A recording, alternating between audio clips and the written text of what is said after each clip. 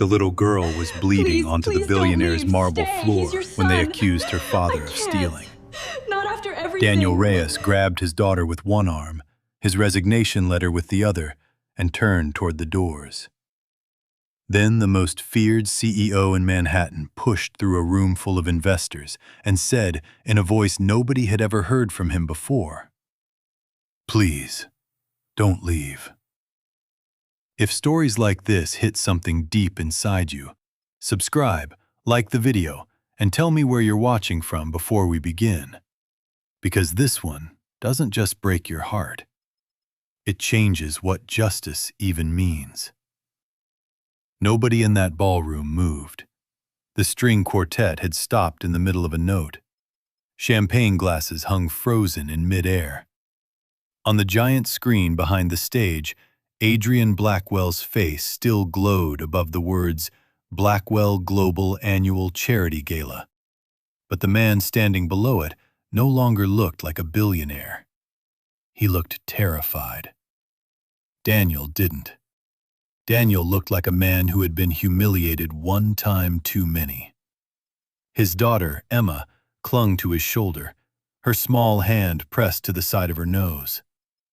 Blood had smeared across the collar of his gray work shirt.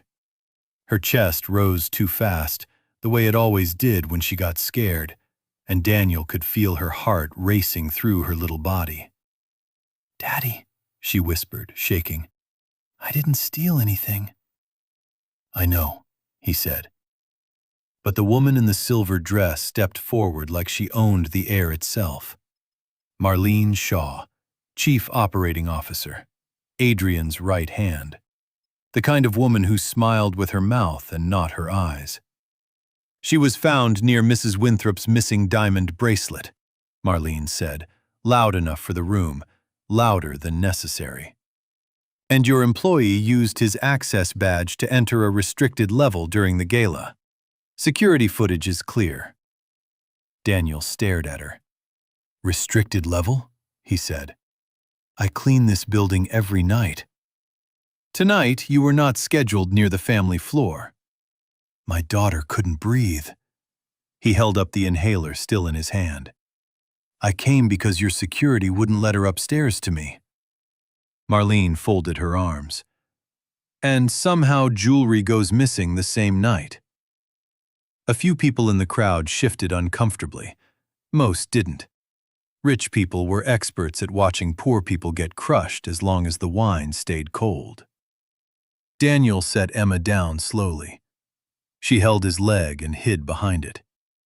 He reached into his back pocket, took out a folded envelope, and handed it to Marlene. "What's this?" she asked. "My resignation." A murmur went through the ballroom. Marlene's expression barely changed. "That won't erase what happened." Daniel gave her a tired, almost broken smile. "No," he said. "But it means I don't have to stand here and let you call my daughter a thief, while people who have never missed a meal pretend this is about a bracelet." The room got quieter. Then Adrian Blackwell stepped closer. "Daniel," he said. Daniel turned. Adrian was taller than he looked on magazine covers. Dark suit, no tie, tired eyes. The kind of face people called powerful when what they really meant was dangerous.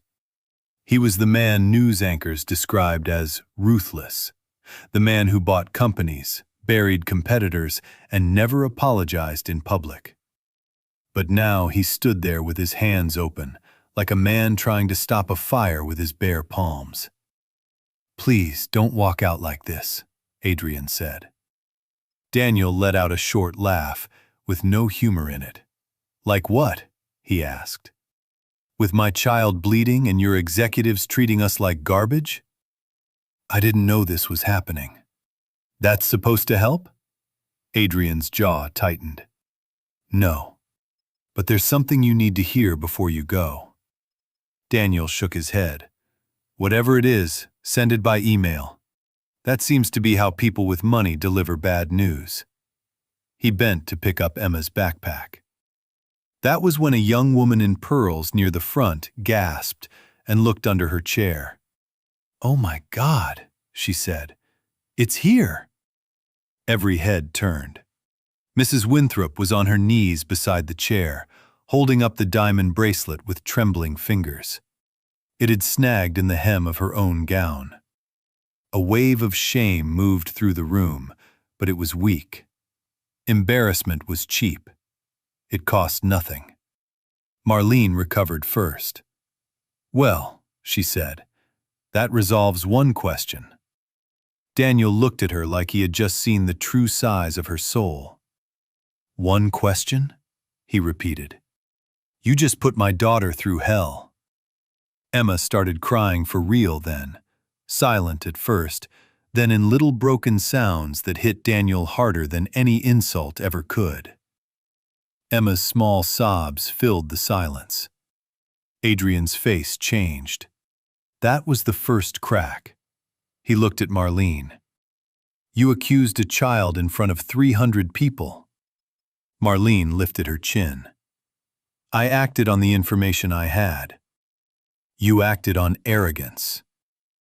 The room went still again. Daniel had no energy left for any of it, not anger, not victory, not even relief. He lifted Emma into his arms. "We're done," he said. He started walking. Adrian moved fast, stepped in front of him, and for one impossible second, the billionaire CEO looked less like a titan and more like a son about to lose the last person who could save his family. "Daniel," he said quietly, "if you leave tonight, a little girl who already lost her mother may lose the only person she still talks to." Daniel froze. Not because he understood, because he didn't. And that made it worse. He stared at Adrian over Emma's shoulder. "What did you just say?" But Adrian looked at the crowd, then at Marlene, then back at Daniel. And whatever he had almost revealed, he swallowed it. "Not here," he said. That was the problem. For men like Adrian Blackwell, truth always arrived in private, after the damage had already been done. Daniel brushed past him. Behind him, the most powerful man in the room said the 3 words nobody there would ever forget. "Please don't leave." Daniel left anyway. Outside, rain hit the city in silver sheets. By the time he got Emma into his truck, she was exhausted from crying. She leaned back in her booster seat, pale and small, clutching the stuffed fox her mother had won for her at a county fair 3 years earlier. "Daddy?" "Yeah, baby?" "Are we bad people?"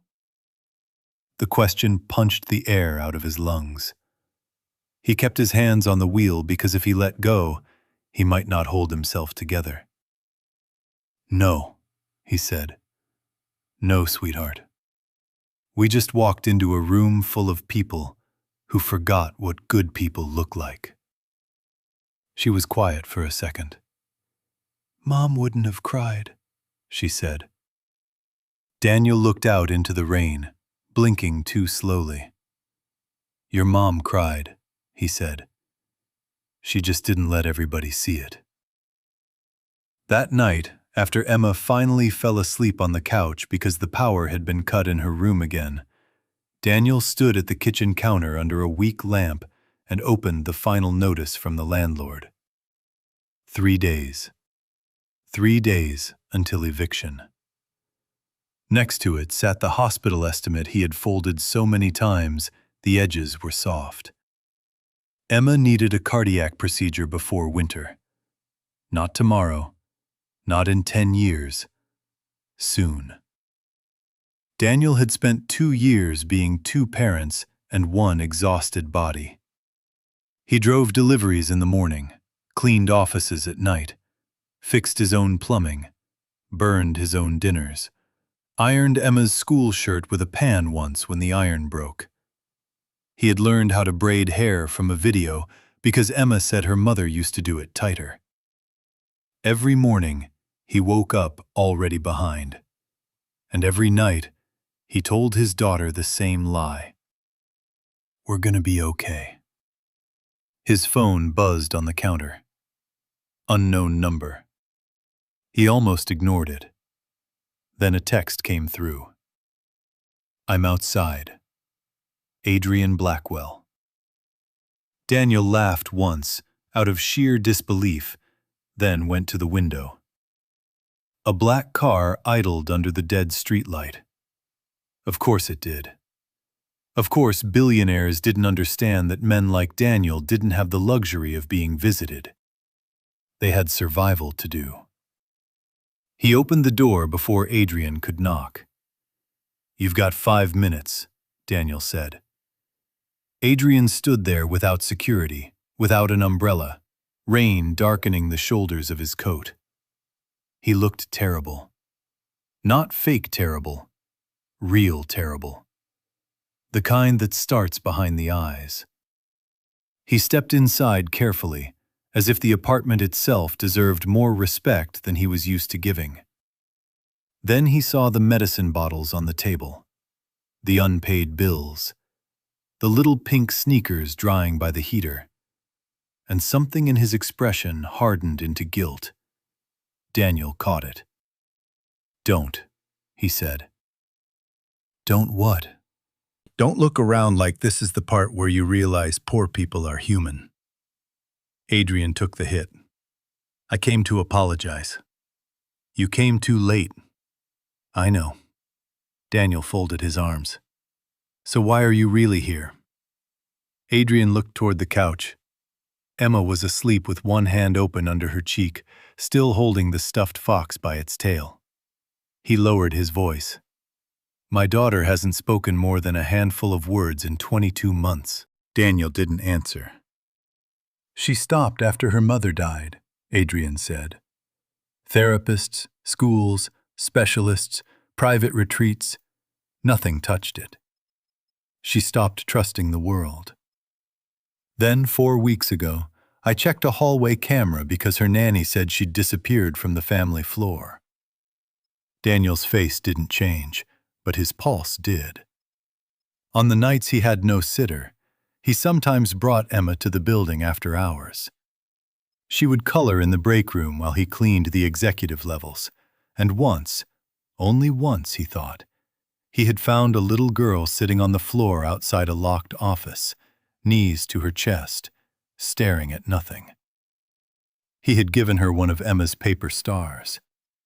He'd told her a story about a fox that survived winter by pretending to be braver than it felt. She hadn't answered. But the next night, she was waiting there again. And the next. Adrian saw the recognition in his eyes. "Yes," he said. "Lily." Daniel's throat tightened. "The little girl in the yellow sweater." Adrian nodded. "She spoke after you left one night. One sentence. To her nurse. She said, 'Foxman comes back tomorrow.'" Daniel looked away. For a second, the room changed shape around him. He remembered the child's stillness, the way she listened like every word had to cross ice to reach her, the way she had finally touched the paper star with one finger, like hope was dangerous. "She's your daughter," Daniel said. "Yes." "And you're begging me not to leave a cleaning job because she likes my stories?" Adrian inhaled slowly. "That's one reason." Daniel's eyes snapped back to his. "One?" Adrian reached into his coat and pulled out a worn manila envelope. "I found something this week," he said. "Something hidden from me for years. I didn't know how to tell you. I still don't." Daniel didn't take it. "What is it?" Adrian's voice dropped. "It's about your wife." Everything inside Daniel went cold. He had spent 3 years living with her absence, the way people live with old shrapnel. Careful, adapted, never healed. Elena was in the coffee mug he still couldn't throw away. In Emma's smile. In the voice notes he played on the worst nights just to remember the sound of being loved by someone who saw his mess and stayed anyway. He stared at the envelope like it might bite him. You don't get to say her name unless you've earned it. Adrian nodded once. You're right. Then he placed the envelope on the table and stepped back. Open it. Daniel did. Inside was a photograph, slightly blurred, printed from old body cam footage. A wrecked black SUV. Fire. Rain. A woman at the shattered passenger side. Elena. Daniel sat down so fast the chair scraped the floor. His hand started shaking before his mind caught up. No. Adrian didn't move. She didn't die in a random hit and run, he said. Your wife died pulling my family out of a car. Daniel looked up so hard his neck hurt. What? Adrian swallowed. My wife, Nora, and my daughter were in that SUV. My younger brother, Victor, was driving another car. He was drunk. Street racing. He forced their car into the barrier. Adrian's voice cracked on the last word, just once. He fled the scene. Daniel stared at him. The room had no sound in it now except the heater clicking and Emma breathing in her sleep. Adrian kept going, because men like him only survived confessions by finishing them before courage ran out. Your wife was in the car behind them. She stopped. She got Lily out first, then Nora. Then she went back because Nora was trapped. The fire spread faster than the report said. His eyes glistened but didn't break. She saved my daughter. She died trying to save my wife. Daniel stood so abruptly the chair tipped backward. You knew? No. The word came fast, desperate, clean. I swear to you, I did not know her name. I was told it was an unfortunate multi-car accident. The file was sealed by legal, and Victor was sent overseas for rehabilitation. I found the body cam footage 6 days ago when Lily saw you on a hallway camera and started drawing the same paper stars the witness in the report had described. I reopened the file. I saw Elena. Then I saw your employee record. Reyes. Emergency contact, Emma Reyes. Spouse deceased, Elena Morales Reyes. Daniel hit the counter so hard a bottle rattled to the floor.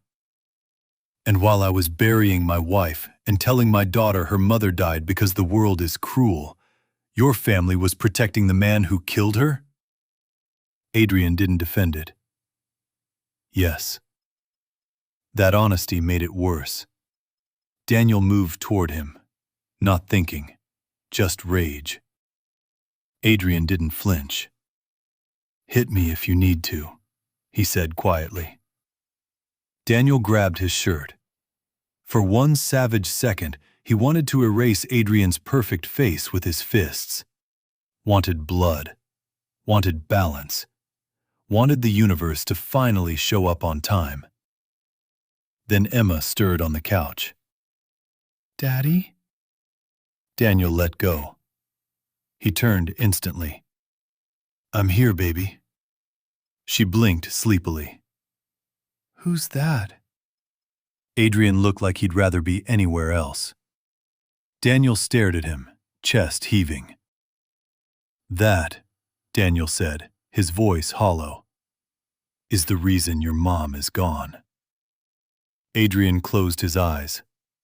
Emma sat up, confused. He hurt Mommy? Daniel said nothing. And silence, in that moment, did what knives couldn't. The next morning, Daniel woke to 3 disasters. His delivery route had been reassigned. Someone had leaked a blurry clip from the gala online with captions implying theft. And Child Protective Services had left a card in his mailbox. Anonymous complaint, unsafe living conditions, medical neglect. Daniel held the card so tightly it bent in the middle. Marlene. It had Marlene all over it. Smooth, polished, devastating. By noon, Emma had overheard enough to understand that adults were talking in low voices because of her. By 1, she asked the question Daniel had dreaded most. Did Mom die helping them? He looked at her across the tiny kitchen table. She was drawing paper stars with blunt crayons, just like Elena used to fold them from napkins. Yes, he said. Emma's mouth trembled. If she knew what would happen to us after, would she still do it? Daniel opened his mouth. Nothing came out. That was the most heartbreaking part of parenting, when your child asked a question so pure it exposed the weakness in every answer. He sat beside her. She would, he said at last, tears burning. Because that's who your mom was. Emma looked down. Then I'm mad at her. Daniel shut his eyes. There it was. The small, ugly, honest feeling children have before adults teach them to bury it. I know, he whispered. She started crying. Not loud, not dramatic, the kind that breaks you because it sounds like surrender. I needed her too. Daniel pulled her into him and held on so hard it was almost fear. I know, he said again, and this time he was crying too. I know, baby. Me too. At 6 that evening, Adrian called. Daniel ignored it. At 7, there was a knock. Not Adrian. Victor Blackwell. He looked expensive and rotten. Same jaw as his brother, softer eyes, crueler mouth. The kind of man who had been forgiven by money so often he mistook survival for innocence. He stood in Daniel's hallway with Marlene behind him. Marlene held a leather folder. We can make this easy, Victor said. There's a settlement. Daniel laughed in his face. You came to buy my wife's death? Victor's expression sharpened. I came to prevent a messy public misunderstanding. A misunderstanding? Marlene stepped in. Mr. Reyes, emotions are high, but if this becomes public, your daughter will be dragged into a media event she won't recover from. Sign the NDA. Accept the trust. You relocate. Quietly. How much? Daniel asked. Victor named a number that would have sounded life-changing to anyone who had never buried the person they planned to grow old with. Daniel took the folder, looked at it, then tore it in half. Marlene's face finally cracked. Victor smiled, but it was the smile of a man choosing violence in a room without weapons. You should think carefully, he said. Men like you don't survive wars with families like mine. Daniel stepped closer until they were almost nose to nose. My wife ran into fire, he said. You ran from it. We are not the same species. Victor's smile disappeared. When they left, Daniel locked the door and leaned his forehead against it. He had just turned down more money than he'd ever seen.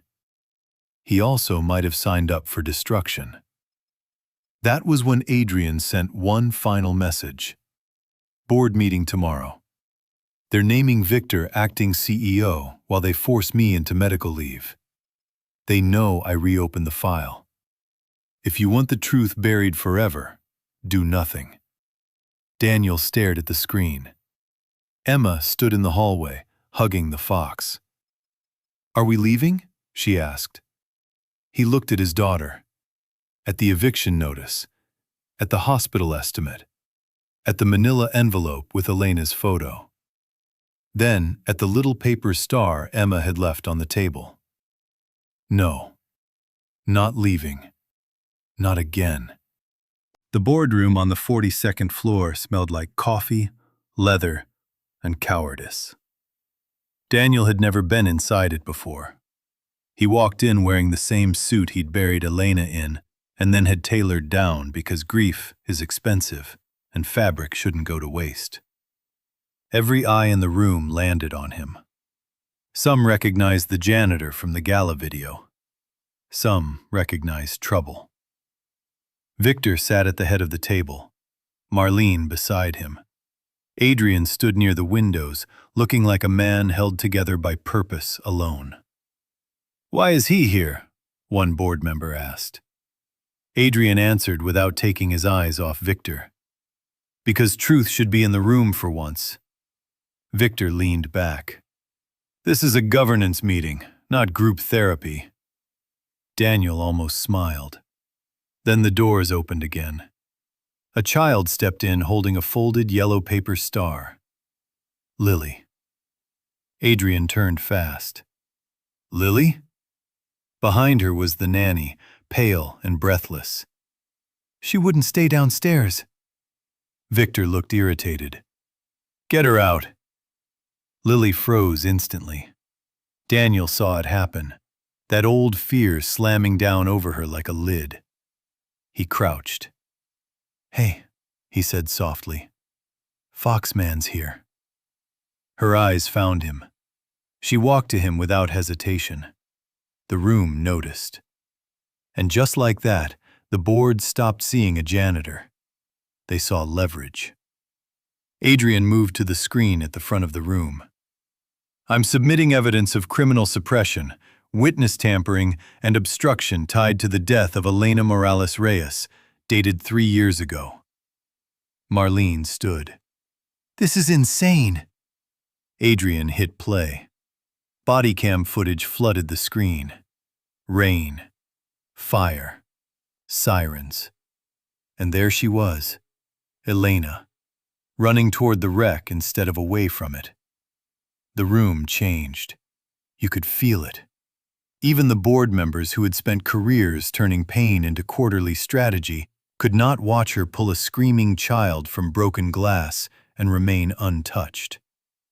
Then the footage cut to Victor's car, its plate visible for 1 clean second before it sped away. A sound escaped Victor before he could stop it. Not guilt, annoyance. "You stupid." He stopped. Too late. Adrian turned. "Say it." Victor stood up. "You think I'm going down because some dead waitress played hero?" Daniel crossed the room before anyone could stop him. His fist slammed into the table inches from Victor's face, making the water glasses jump. "Say one more word about her," he said, voice shaking with murder. "And they'll need a dentist to identify you." Security moved. Adrian raised a hand. "Nobody touches him." Marlene grabbed her tablet. "This proves nothing about intent." "Actually," Adrian said, "it does." He pulled out a second device. A recovered voicemail from Elena's phone, restored yesterday. Daniel stared. Elena's phone was destroyed? "Not entirely," Adrian said. "My forensics team rebuilt the audio." He pressed play. Static. Rain. Breathing. Then Elena. Weak. Fading. But unmistakably Elena.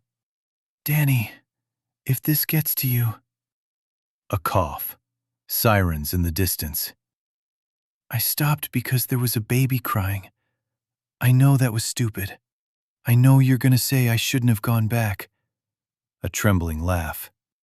"But you married me, so you knew." Daniel's knees nearly gave out. Emma's mother filled the room like a ghost who had finally found the door. Then Elena said the words that ended Victor Blackwell. "The other driver ran. Black car. Plate starts KX9. Tell Emma, kindness isn't weakness. Don't let her grow up scared to be good. Silence. A total, holy silence. Victor lunged first, not at Daniel, at the phone, at the evidence, at the truth. Security intercepted him, but not before Lily screamed. The sound sliced through the boardroom. Not a child's tantrum, a terrified memory breaking open. "Uncle Vic!" she cried. "You made Mommy bleed!" Every adult in the room froze. Lily started shaking. Daniel didn't think. He went to her, knelt, and held out the yellow star. "Look at me," he said gently. "Not him. Me." She clutched the star. Tears poured down her face. "You came back," she whispered. Daniel swallowed hard. "Yeah," he said. "I came back." Victor stopped struggling. For the first time, he looked afraid. Because now there were witnesses money couldn't polish.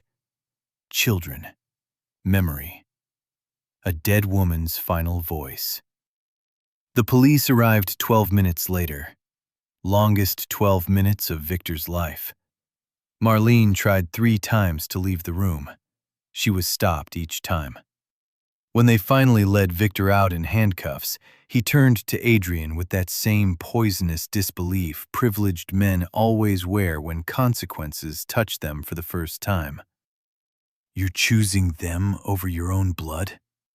Adrian looked at Daniel, then at Lily, then back at his brother. "No," he said. "I'm choosing the only blood in this story that wasn't spilled by you." That line hit the room like thunder. Victor was gone. Marlene followed, smaller somehow, the confidence drained from her face as if justice were a kind of weather she had never packed for. When it was over, Daniel stood alone by the windows. The city below looked the same. That offended him. His wife was still dead. His daughter still needed surgery. 3 years of pain did not vanish because the right people were finally afraid. Adrian came to stand beside him. "I can set up compensation, criminal support, whatever you need," Adrian said. Daniel laughed weakly. "There it is, the billionaire part." Adrian accepted that, too. "I know money won't touch this." "No," Daniel said. "But Emma deserves a future that wasn't stolen because powerful people got scared. She'll have it." Daniel turned to him. "You don't get absolution because you chose the truth late." Adrian's eyes were red-rimmed, but steady. "I'm not asking for absolution." "Then what are you asking for?" Adrian looked across the room at Lily, who was sitting beside the nanny, still clutching the paper star like it was a pulse. "I'm asking," he said quietly, "if you'll let me spend the rest of my life trying to deserve the fact that your wife saved my daughter." Daniel looked at him for a long time. Then he nodded once. Not forgiveness. Permission to begin. Months later, the headlines were still eating the Blackwell family alive. But inside a small sunlit room on the 12th floor of what used to be Blackwell Global's executive wing, children were laughing. The floor had been turned into the Elena Morales Center for Grief Counseling and Family Support, funded by Adrian, named by Daniel, and built exactly where power had once hidden. Emma's procedure had gone well. She ran now. Not fast yet, but real running. The kind that made Daniel stop in the doorway sometimes just to watch, because joy still startled him. Lily talked more too. Never all at once, never like before, but enough. Enough to ask Daniel for a story every Thursday. Enough to ask Emma if she wanted to fold stars. Enough to say Elena's name without fear. On the first anniversary of Victor's sentencing, Adrian stood with Daniel outside the center after sunset, while inside, the girls taped paper stars to the glass. "You're still leaving someday, aren't you?" Adrian asked. Daniel smiled a little. "Maybe." Adrian nodded. "Fair." Daniel looked through the window. Emma was laughing with Lily, both of them trying to reach the top pane, both of them terribly uneven, terribly alive. "My wife used to say, people think being good means being soft," Daniel said. "But good people are the ones who walk into fire." Adrian said nothing. He didn't need to. Daniel watched the girls for another second, then added, "The difference is, now they won't burn alone." Have you ever had to choose between forgiveness and justice? And which one do you think hurts more?